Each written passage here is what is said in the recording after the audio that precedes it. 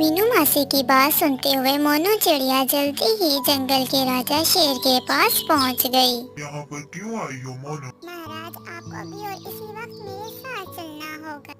मुझे अब चिड़ियों पर भरोसा नहीं रहा। सोच लीजिए महाराज, ये न हो कि आपको आगे जाकर अपने फैसले पर पछताना पड़े। लेकिन तुम मुझे कहाँ ले जाना चाहती हो?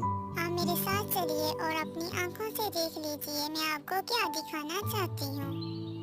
शेर राजा मोनू चिड़िया के साथ उसी जगह पर चला गया। तभी मीनू मासी शेर राजा के पास आकर बोली, महाराज, उस पेड़ के पीछे जाकर छुप जाइए और स्वयं अपनी आंखों से देख लीजिए। मीनू मासी के कहने पर शेर राजा पेड़ के पीछे छुप गया। भेड़िया गोलू को देखते हुए उसके करीब आकर बोला, आज तुम्हारा मांस खाने का मन कर रहा है।